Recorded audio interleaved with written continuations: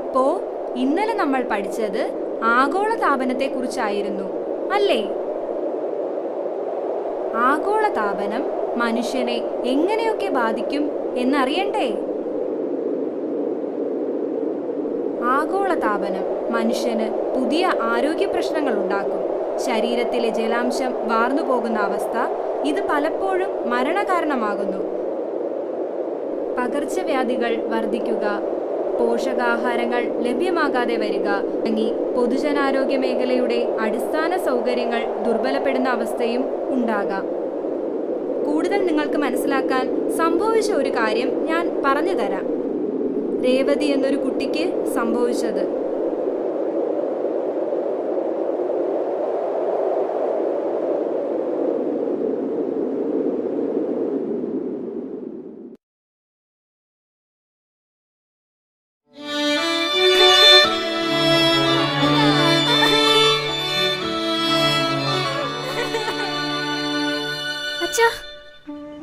എന്താ മോളെ, വല്ല സ്വപ്നം വല്ലതും കണ്ട? ഇപ്പൊ എങ്ങനെയുണ്ട് അച്ഛാ? വിഷമിക്കണ്ട മോളെ, ആശുപത്രിയിലല്ലേ കിടക്കുന്നേ, പേടിക്കുന്നത് എന്തിനാ?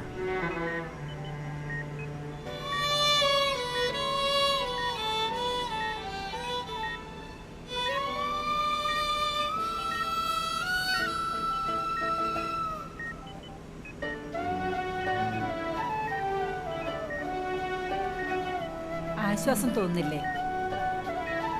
മോക്ക് കോളേജില്ലേ? ഉണ്ട്, ഇന്ന് പോയില്ല. ആ, അച്ഛന് പനിയായതുകൊണ്ടായിരിക്കും കോളേജിൽ പോവാതിരുന്നതല്ലേ?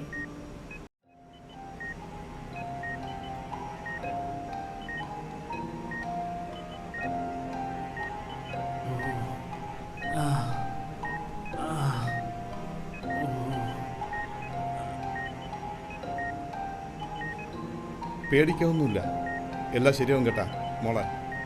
അച്ഛൻ്റെ റിസൾട്ട് വന്നു. അച്ഛന് ഡെങ്കിപ്പനിയാണ്. എന്താ ഡോക്ടർ, ഇത്തരം സാംക്രമിക രോഗങ്ങൾ ഇപ്പൊ ധാരാളമായി കാണുന്നുണ്ടല്ലോ. നിങ്ങൾ വളരെ ശ്രദ്ധിച്ച് മനസ്സിലാക്കേണ്ട ചോദ്യമാണ് രേവതി ഡോക്ടറോട് ചോദിച്ചത്. കാലാവസ്ഥാ വ്യതിയാനം അതിനൊരു കാരണമാണ്.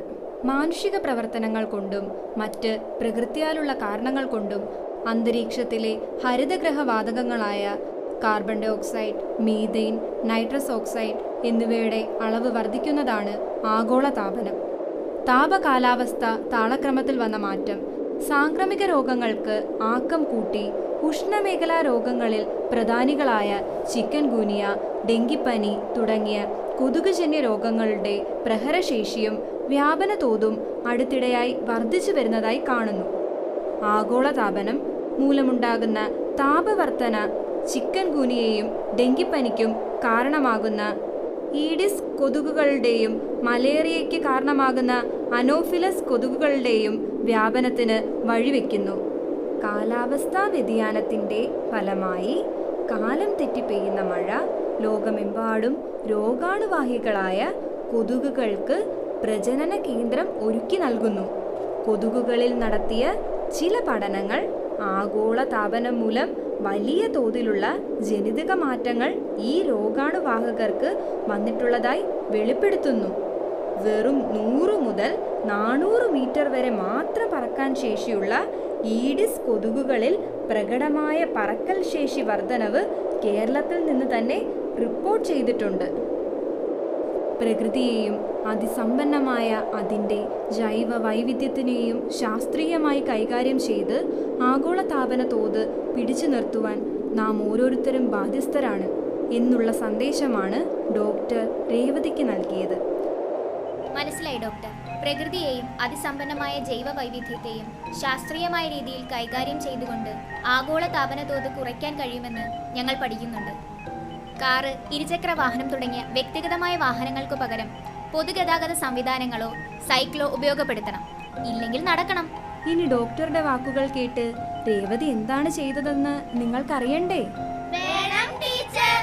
രേവതി അവളുടെ ശീലങ്ങൾ മാറ്റി. അതായത് പുറത്തുനിന്ന് യഥേഷ്ടം വീടിനുള്ളിലൂടെ കടന്നുപോകുന്ന വായുവിനെ ജനലുകളൊക്കെ അടച്ച് കുറ്റിയിട്ട് ഫാനും ലൈറ്റുമൊക്കെ ഇട്ട് കൃത്രിമ വായുവും വെളിച്ചവും മുറിക്കുള്ളിൽ സൃഷ്ടിക്കുന്ന പതിവ് അനാവശ്യമായി ഫ്രിഡ്ജ് മുതലായ ഉപകരണങ്ങളുടെ ഉപയോഗം, വളരെ അത്യാവശ്യമില്ലാത്ത ഘട്ടങ്ങളിലുള്ള സ്വകാര്യ വാഹനയാത്ര എന്നിവയെല്ലാം അവൾ മതിയാക്കി. നല്ല കുട്ടികളായ നിങ്ങൾ രേവതിയെപ്പോലെ ആഗോള താപനത്തെ ചെറുക്കുന്നതിന് പ്രവർത്തിക്കണം. കേട്ടല്ലോ? ഇനി